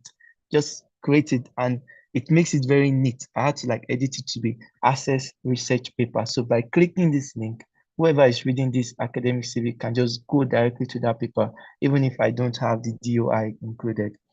Now, my final paper, which is here, is another interesting category. This is a paper that I've been written already, but it was yet to be published. So I don't have a link to it, whether a DOI or any direct link. All I just have is that I just wrote it that it is under review. So this is a paper I have, but it is still under review. And I wrote the journal where it is under review. So this is just 3 different cases in one academic CV that can help you understand how you can navigate different levels where your paper is. So your paper may just have been recently accepted, but no information yet, no link. You can just say accepted in so and so, and then that's okay. You understand? It doesn't have to be a full paper that's been published like the first one. It can be wherever your paper is, you can put it there in your publication section. Now, talking about making hyperlinks, it's very easy to find this out, but just as an extra point for coming to the seminar, you have like a Word document here. You can start from this left image, start from number 1. First thing you want to do is to highlight what you want to create a hyperlink of. So here, I highlight, the person highlighted research to top, and then right click. So rather don't right click, go up to number 2 to insert. So in insert here, you can click on links, and then from links, you can come to number 4, you select link. So when you select link, this tab on the next image, on the right image comes up. And then once this tab comes up, you can now identify where you want to insert the hyperlink, click on it, and then text to display. It's important that you write the text you want to display. So like me, I wrote access to paper. That was my text to display, put it there, and then click OK. So with that, I've created a hyperlink that can easily take whoever to where my paper is published. So the next thing is, before I talk about the next section of the academic CV, I have this important list of action verbs here. Because when you're trying to write about your experiences, either it's your work experience or your academic experience or volunteering experiences, the verbs you use, you have to be critical about them. So here, I would like everyone to take time, look at this slide, look at for important verbs that you need in your resume. So if you're trying to highlight your leadership skills, something you've done during your volunteering time or your like leadership roles, you want to put keywords like delegated, like directed, like emphasized, or executed, like led. You understand? So there are so many of these kind of action verbs. Those should be the things that start a sentence in your resume. Like if you want to show that you have people skill, you're able to convince people, you want to start with convinced, corresponded, debated, influenced, interviewed, you understand? Now, research skills is one that you should pay attention to because you're applying for a research position mostly if you're doing a PhD application. You want to mention things like analyzed, like gathered, like measured, like solved. Those are like keywords. And then technical skills, we have keywords for technical skills like operated, maintained, installed. Let's say during your internship, those are keywords you can put in there. Let's say you also have some teaching skills. Maybe during your NYSC, you taught a class, or maybe before you got admitted, you were teaching. You want to write keywords like coordinated, like conducted, facilitated, instructed.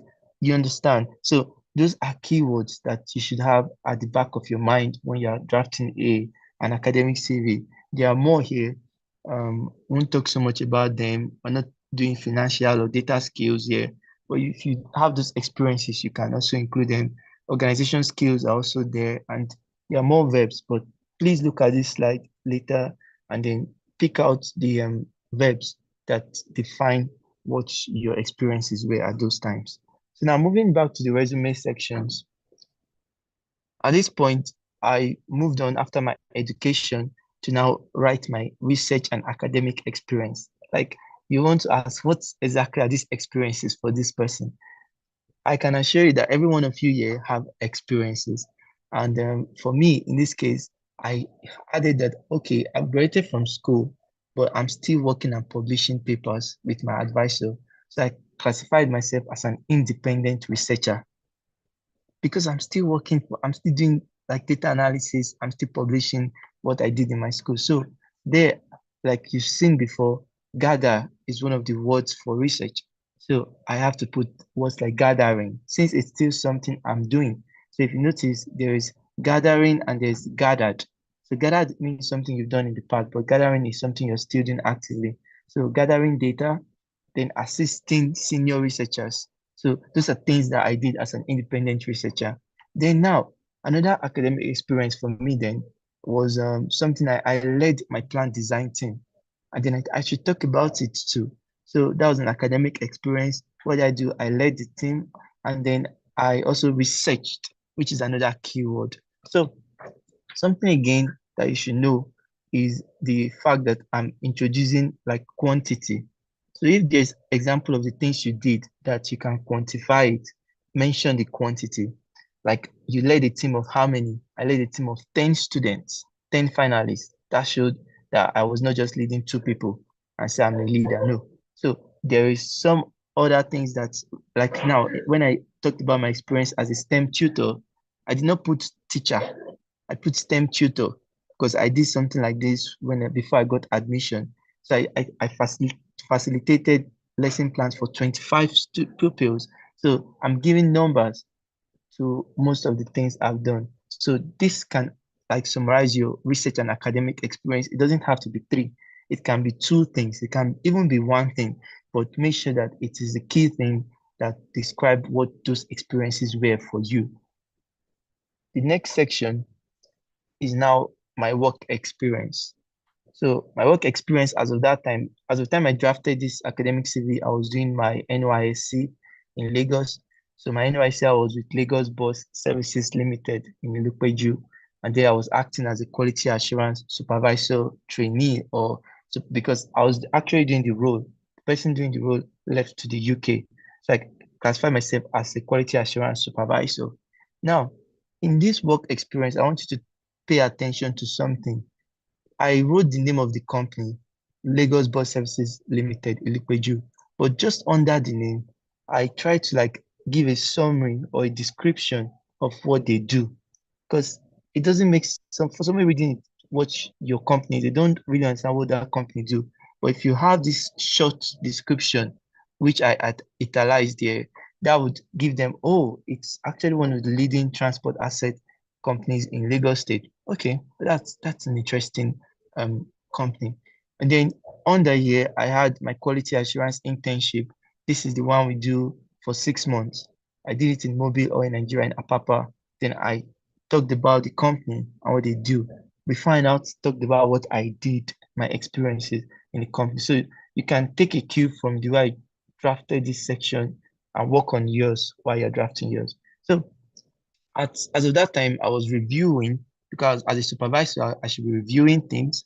I should be organizing trainings, like I mentioned, the quantity.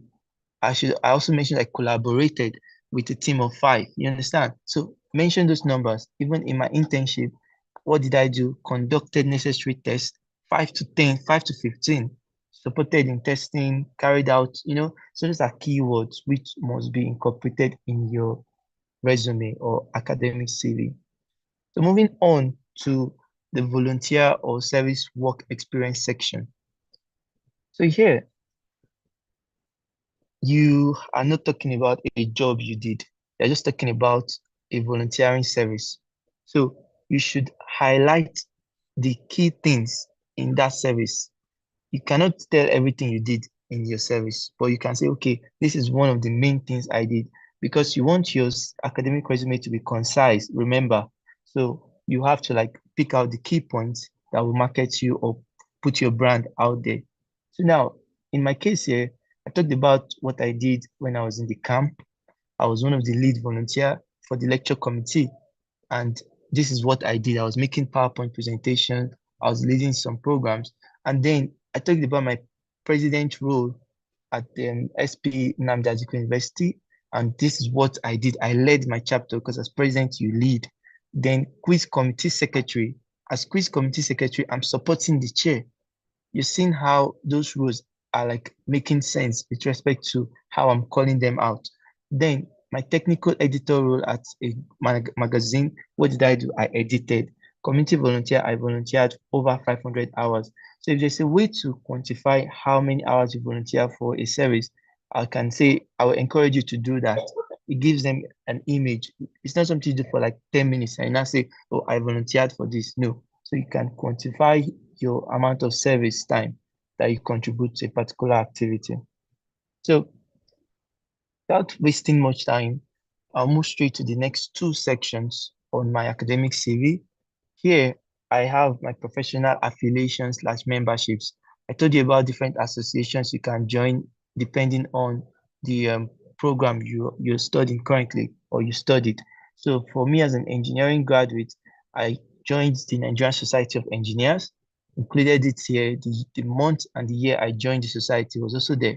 I joined the American Institute of Chemical Engineers, is also here, and Society of Petroleum Engineers, which I've been in since September 2016, and my Nigerian Society of Chemical Engineers. So other professional affiliations, you don't have to list it out. Maybe you are someone that joins many things. You can just pick like 5 or 6, or just the key ones that relate to what you're applying for and put it there in your affiliations. So the next section is your honors and award. So what kind of awards have you received in the past? You can highlight them here. I should edit this part. So here you can write selected honors and awards. So you don't have to write all the awards you have ever received in your life.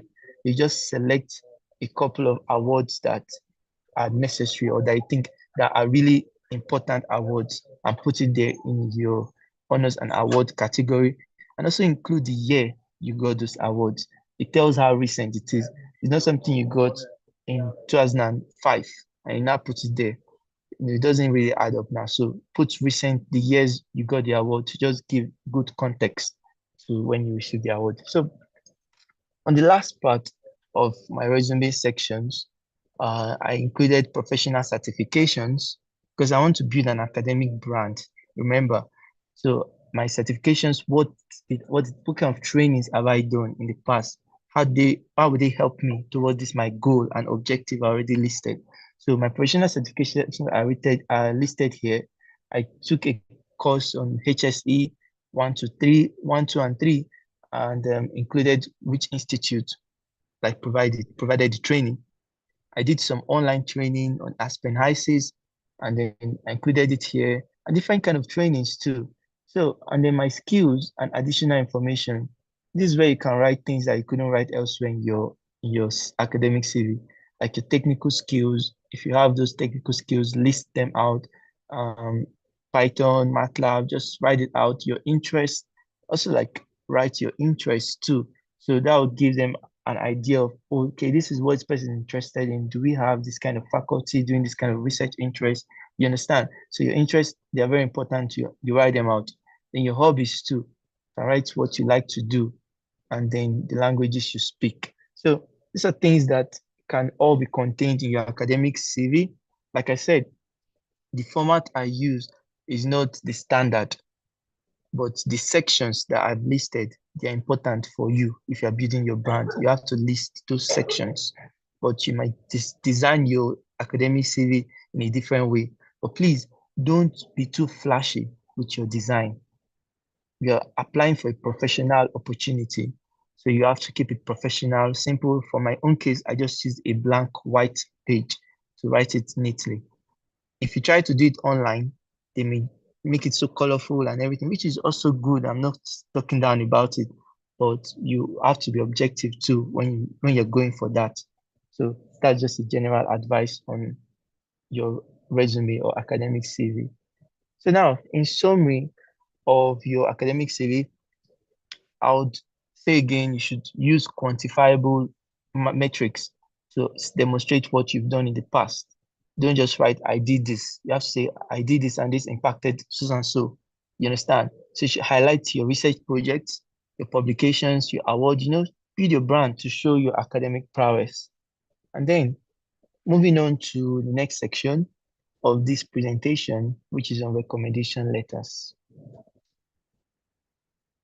This section, I would not take so much time here because recommendation letters, as it should be written by somebody for you.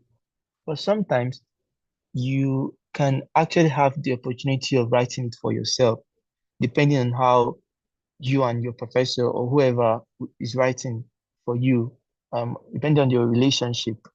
So I would just say in this presentation, I will assume that your advisor or your professor is writing it for you.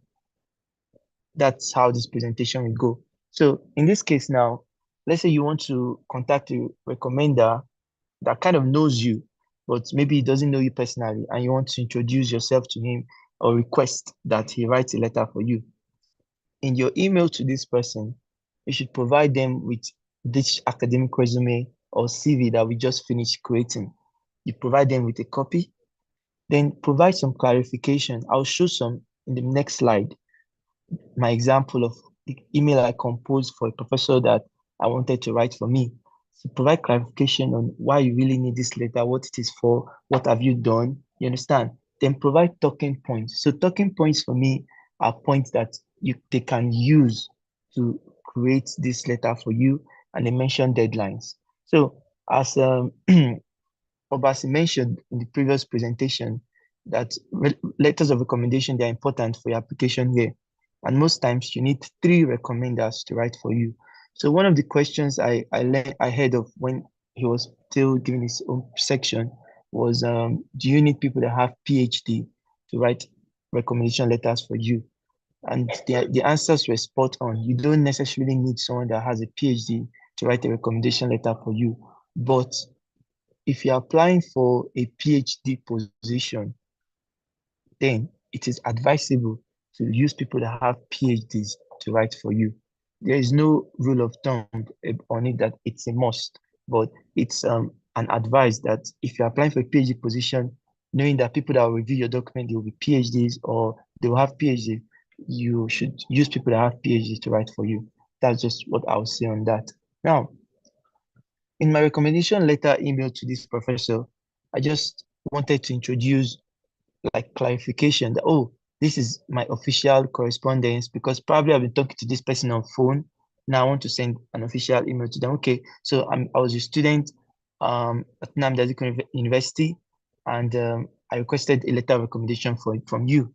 So one thing again I had to tell this professor is I intend to use this letter to apply for nothing less than 10 schools. So that's giving her an understanding, whether it's a man or a woman. For this case, it was a woman, so it's her. So give her the understanding, okay, this person needs like up to 10 letters because he's applying to 10 schools across US and Canada.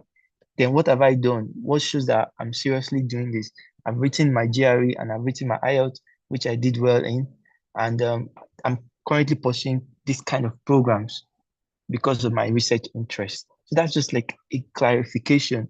So they will know, oh, I see, this is what you want to do now. Now, in paragraph 2, you want to now talk about the importance of the letter of recommendation. So they'll treat it as something important because it's your life.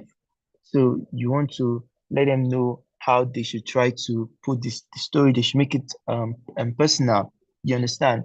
And then you tell them, you attach your resume. You should also tell them how many pages it should be, you understand? Like a page and a half should be enough for a PhD recommendation letter. And then I was reading, I would encourage people that are in process of writing most of this document to read.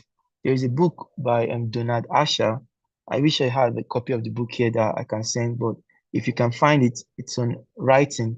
Donald Asher is the name. So Donald, when I read this book, it mentioned how we should address the letter. So in my case, I had to tell her to use dear selection committee instead of to whom it may concern. Most of our professors in Nigeria, they just put to whom it may concern. That's no right.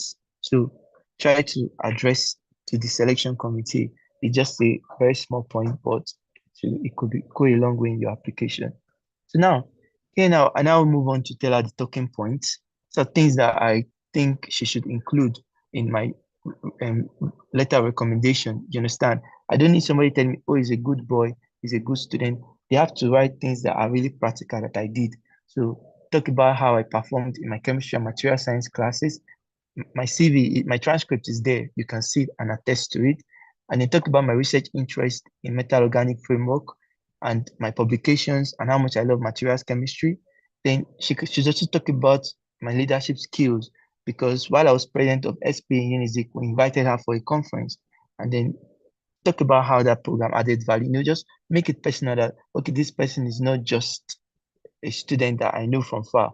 I know what he has done and the impact he has done in the community. So these are talking points that she should include in the letter she's going to draft. And then finally, deadlines. You have to include deadlines, possibly when you want to start. In this case, I told her, okay, I intend to start applying from this date.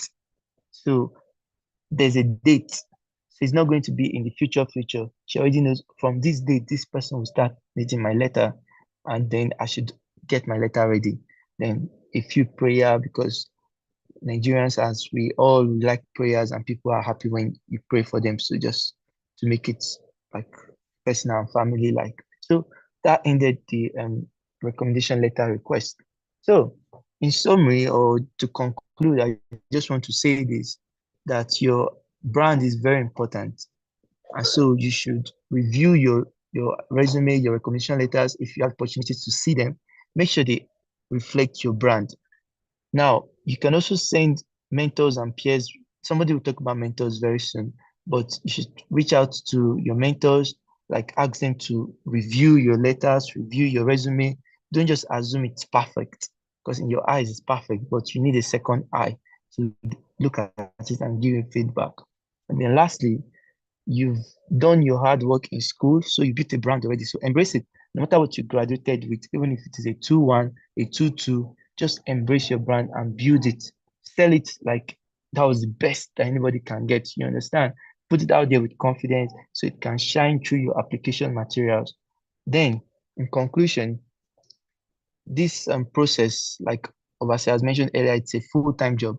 So you have to dedicate time to mastering it.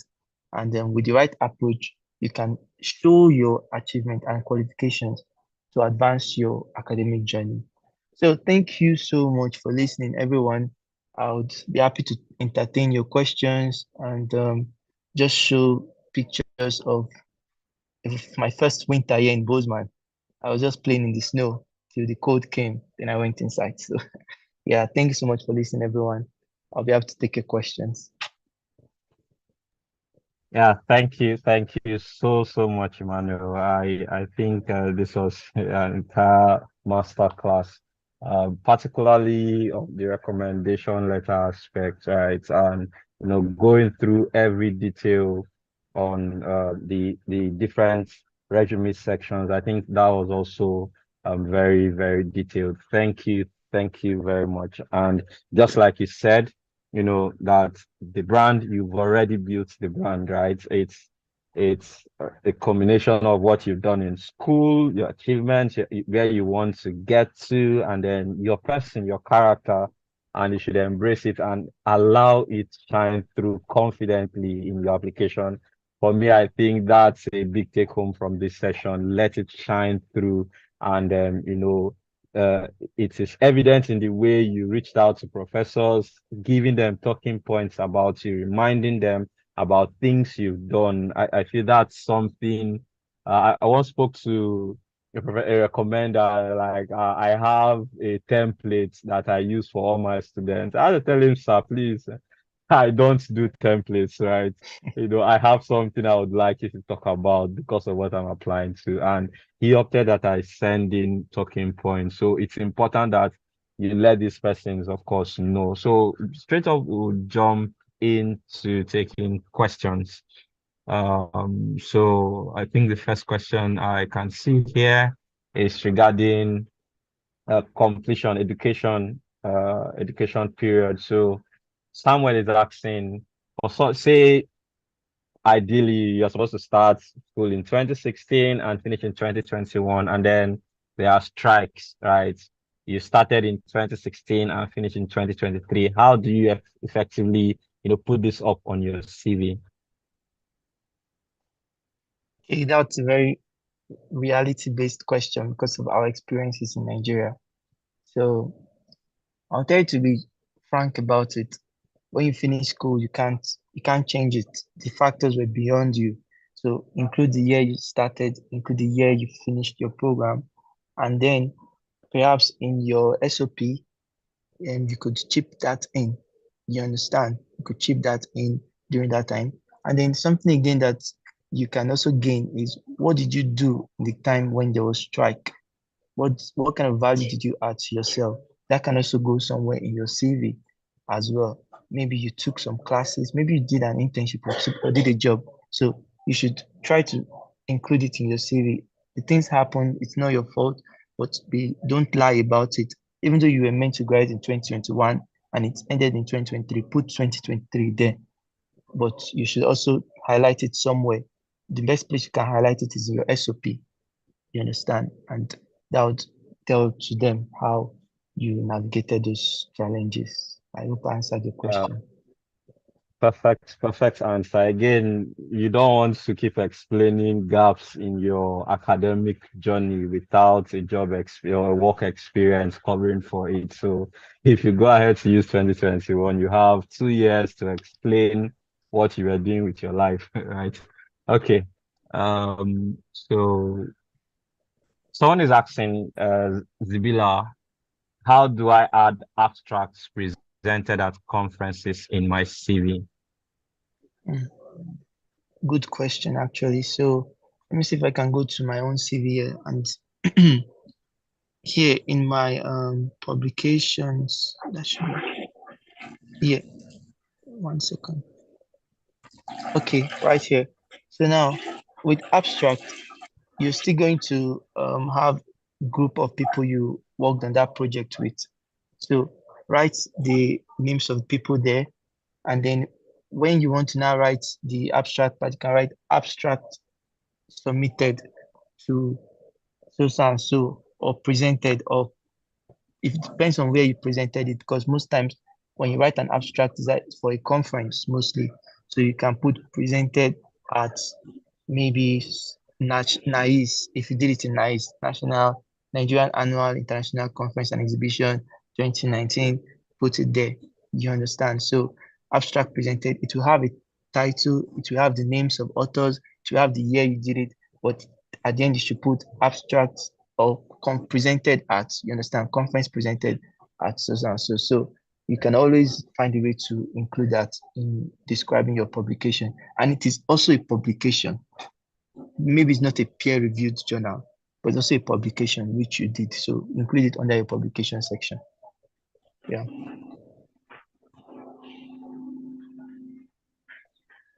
Okay. So I hope I answered the question. Yes, yes, thank you. Yes, so, and again, just to add to that, you could look up different referencing styles. I think Emmanuel, mentioned that when he started. So you could look up referencing styles for conference papers and conference proceedings, and that would also guide you on that. Okay, we have a question from Armstrong Awuzie. So this question is based on work experience. So if you have work experience that has nothing to do with your course of study or the field you are applying to, should you add that to your academic CV? So he gives an example. He's a geoscientist, but all his work experiences are around banking. So should he Hmm. add this on his CV? Okay, yeah, that's another solid question. So I'll just say it this way. In applying to graduate school, you have you want to showcase your brand. So everything you want to include there should find a way to tie to your brand. It's my advice. But let's say that's your only work experience. Fine, just put it there and then talk about it as well. But if you have more experiences, I would say you should consider those other experiences and instead of that one. But if that's the only experience you have, you can put it there. And mind you, nobody expects you to have worked for how many years because you just finished school. So even if it is one job experience or work experience you have, just use it like that. That should be enough. You don't have to have 10 experiences before you're competitive. So, but just make sure you have some kind of work experience.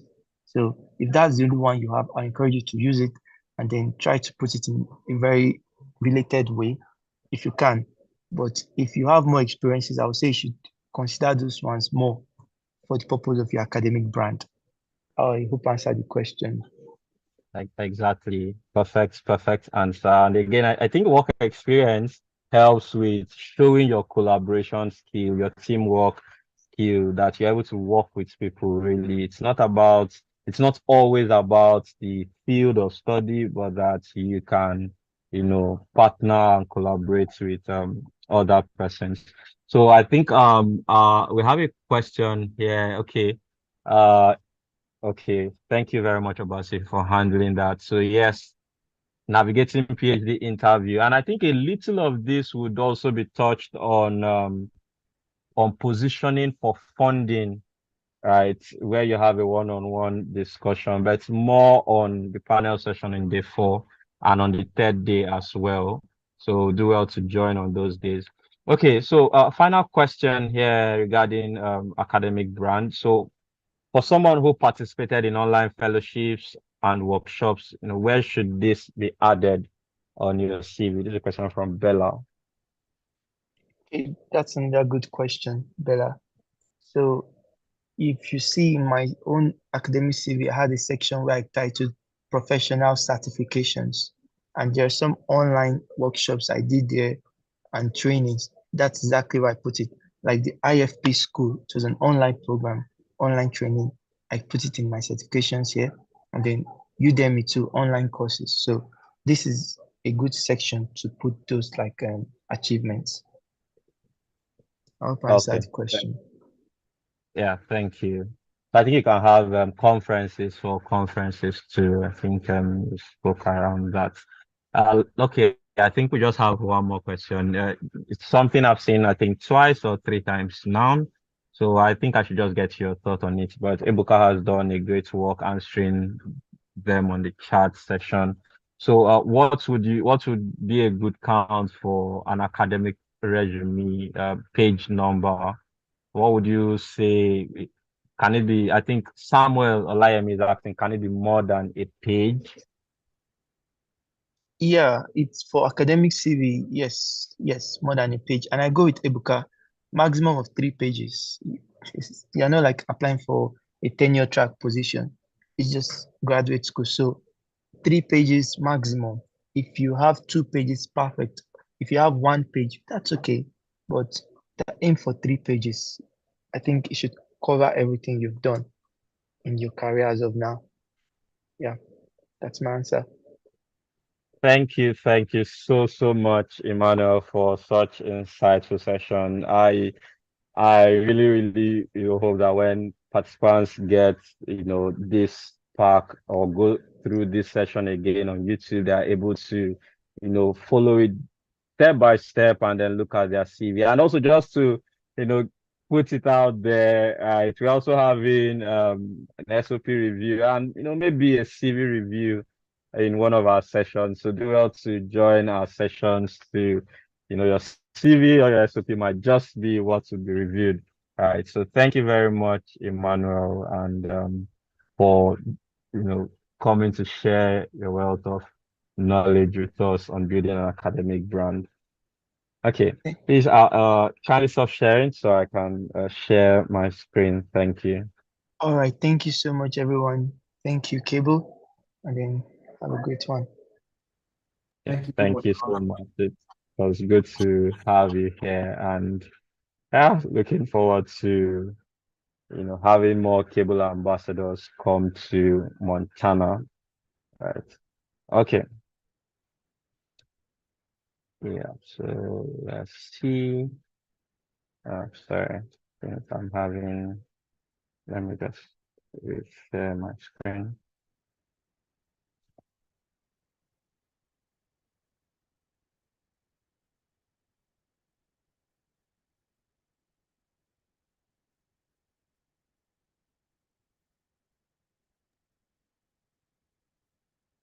Oh, Okay. So sorry, my screen is coming up. So okay, so it's time to take a few announcements before we uh, proceed with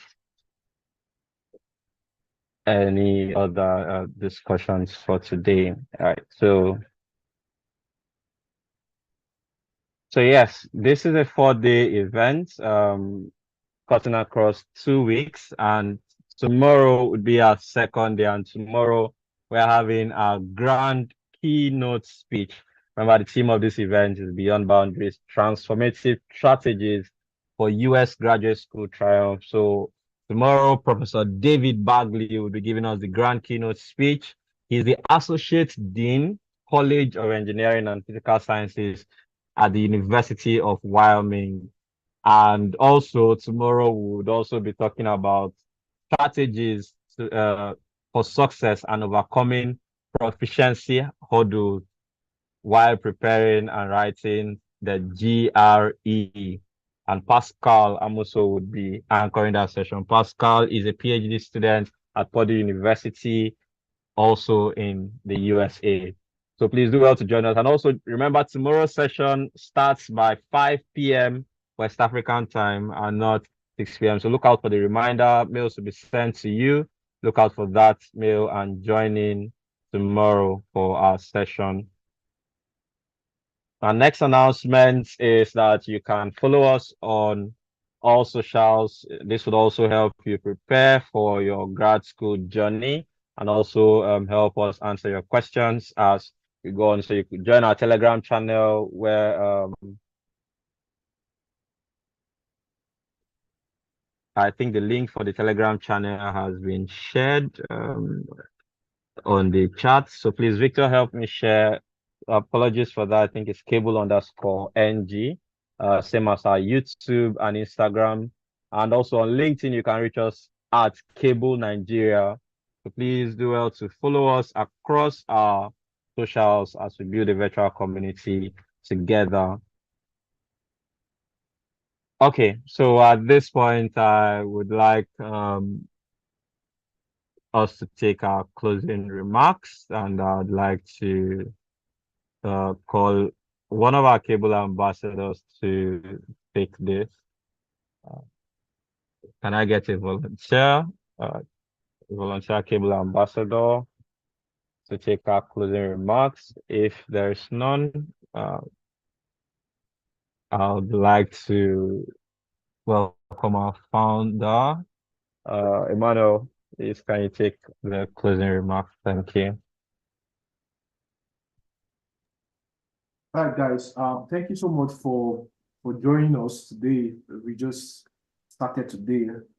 it's kind of a marathon, right? We have other days tomorrow, specifically. Our keynote speaker will be joining us, Professor David Bagley. He has always followed up on us, right? He's looking forward to seeing every one of us. So let's try as much as we can to be early. And yeah, just there's a lot of things that have been put together today. So you just have to go back home, digest them, look at the things that we've talked about. Every session is recorded, right? So, and then start preparing your mind. Have a jotter, of course, I know you all must have gotten like a separate jotter where you can take note of everything that we're going to be saying today. So our subsequent session will be very much remarkable tomorrow, next week, Friday and Saturday. So please do well to join on time. And if you have any question, you can follow us on our social media handles. Of course, you're more than welcome to connect with me on LinkedIn, on any social media platform. I'm more than happy to always share information with you all. So thank you so much. For our winners, please, we're going to get across to you we had an icebreaker session. So those that have won, I think Josh or someone else.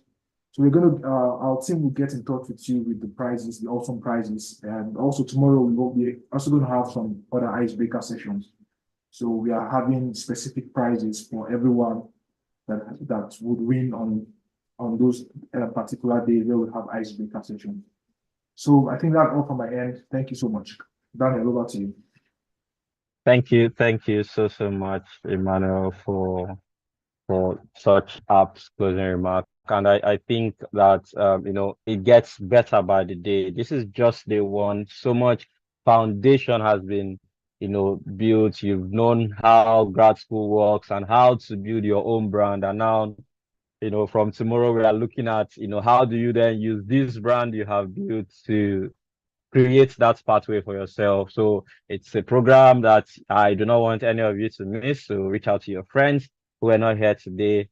Tell them to get to watch the recording so that they're better prepared for tomorrow. And go to YouTube and then get to at cable_ng, and then you'll be able to watch the recording from this session. So thank you so much for joining, and we would see you tomorrow. Thank you once again to all our speakers. Thank you, Emmanuel Swagu. Thank you, Chibuka Okoro, for helping so much in the chat session. I think there was no question that was left unanswered today. So thank you, and see you all in Telegram, in our Telegram community, on LinkedIn, popping your questions, or on YouTube. And for those persons joining us virtually, those of you that joined us on YouTube, thank you for joining. We appreciate you. Thank you so much. We really do appreciate. See you tomorrow, 5 p.m. Nigerian time. Thank you, and have a beautiful evening and a lovely day for those of us joining us from around the world.